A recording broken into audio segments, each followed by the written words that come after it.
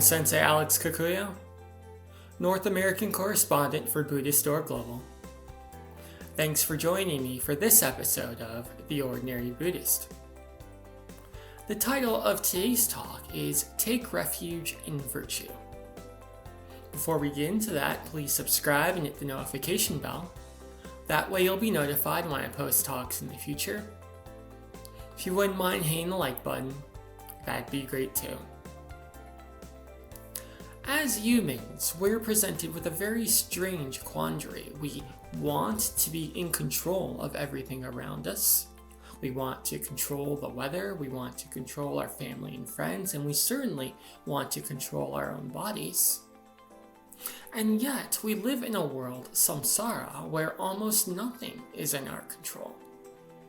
We certainly can't control the weather, we can't control the way people treat us, and frankly, our bodies will grow old, get sick, and die whether we want them to or not. Quite a problem. When Buddha was presented with this problem 2,600 years ago, he sat down under the Bodhi tree, and when he stood up, he founded the Buddhist religion, which hinges on the Noble Eightfold Path, the Six Perfections, and the Four Brahma Viharas.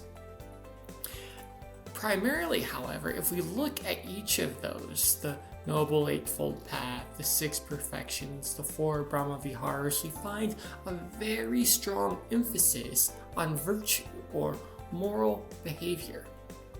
We find this in the Noble Eightfold Path with the tenets of right speech, right action, right livelihood. We find this in the Six Perfections with tenets like generosity, and we find this in the Four Brahma Viharas with tenets like compassion, action, loving kindness, equanimity, etc. But why is this? Why did Buddha place such a strong emphasis on virtue when he laid out the Buddhist path? Well, it wasn't simply because virtue leads to enlightenment, though that's a nice perk. Nor was it simply because acting in a virtuous moral manner is the right thing to do, though that's also true. No, the Buddha, in his infinite wisdom, placed an emphasis on virtue because in this big, wide universe that's filled with so much suffering, virtue, specifically virtuous action, is the only thing that is truly in our control. We have no control over the world around us. We can't control the behavior of the people around us, but we can control the way we behave towards them. We can control our actions. And when our actions are virtuous, when they are rooted in the Noble Eightfold Path, the Six Perfections, and the Four Brahma Viharas, something wonderful happens. First, we plant seeds that are able to end suffering for ourselves and others.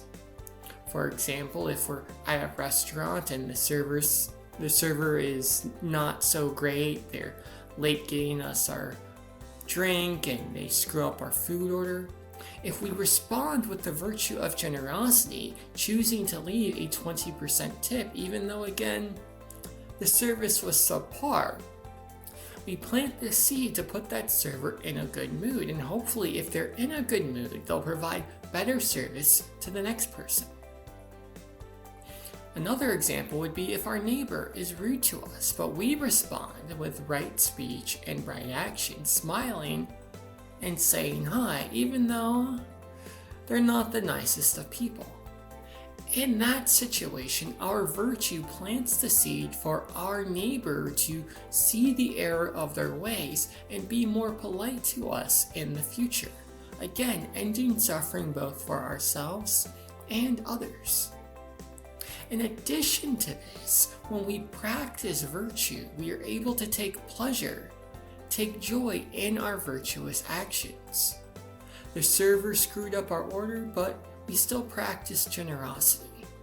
Our neighbor was rude, but we still practiced right speech and right action.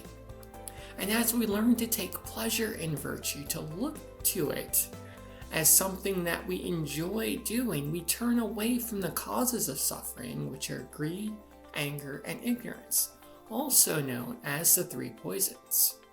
As we do this, as we learn to take virtue as the goal and the central tenet of our lives, we make life better, not just for ourselves, but for the people around us as well.